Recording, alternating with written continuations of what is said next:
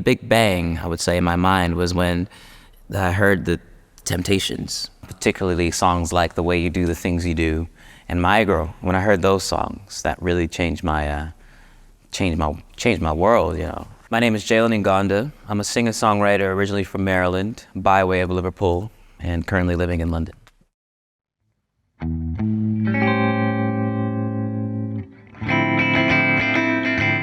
You know, whenever I went to my friend's house who had a computer, you know, I would look up 1960s music, you know, and then I'll discover the Beatles. Well, I knew about the Beatles, everyone knows that, but I got into them around, say, 15.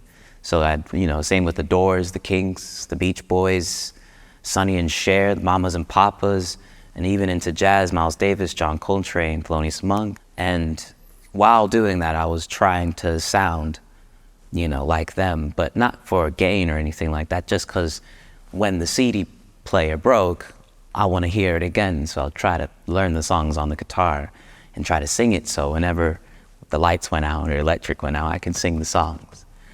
And I guess that's when the passion of being a musician sort of grew. You know, I didn't play sports and I didn't play chess or anything like that. So to feel like I was part of something, I picked up the violin. Well, I played that for a few years, but I kind of lost interest by the time I was 12, and that's when I wanted to play guitar and trying to play my violin like a guitar. And I got an electric Fender Stratocaster and started playing along to all those Motown CDs. And then, you know, every time I would go to to church, there's a piano there, and I'll be like, trying to figure out what that is. And then started playing piano shortly after hearing like, you know, Charlie Parker and Thelonious, John Coltrane, and trying to play those chords. And spent my teenage years working out chords and stuff and melodies. In my high school years, I was just learning how to play these instruments. Don't keep me guessing about others. I started singing regularly when I heard the Temptations, just singing along to the songs. It was just simple as that, and I didn't think of it like, oh, I can sing, almost sing to these songs. It was just something I was doing. But I had this very deep shyness when doing it. I didn't do it around my parents or my brothers. It's only when, like, you know, it was after school, my two younger brothers are playing outside, and I'm in my room, our room, just singing.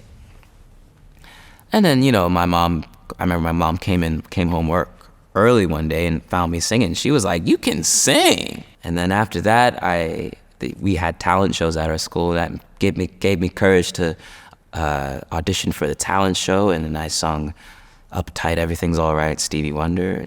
Keep this night in the everlasting. When it comes to my songwriting process, it's very random. It could be from anything. Usually I pick up the guitar, play some chords, start thinking of some melodies, then lyrics come. That's kind of what usually happens in my bedroom.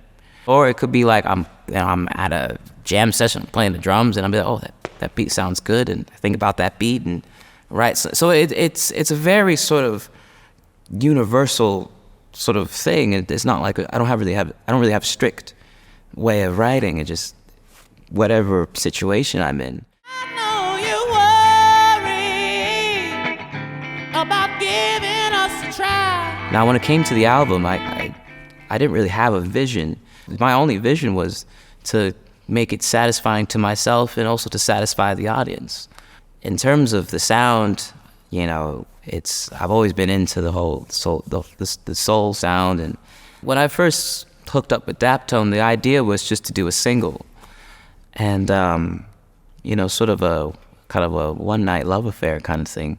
And then when COVID happened and the plans to go over there to record that single got postponed. So I think over the course of that time, you know, I was still sending demos. You know, Gabriel Roth, who, you know, AKA Bosco Man, would call me and said like, "Hey man, you got any other stuff?" And I'll just keep sending demos. And then I think just somehow down the lines, it talks about going over to, it eventually just talks about doing an album.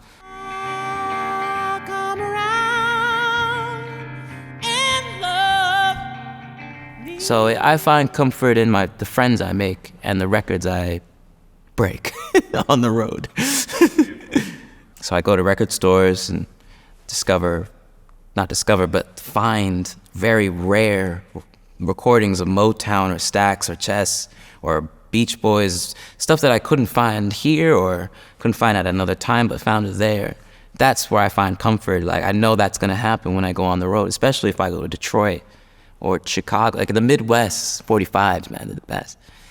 You know, when you're there, it's just like, it's electric, and I feel most complete as a human being when I'm doing that.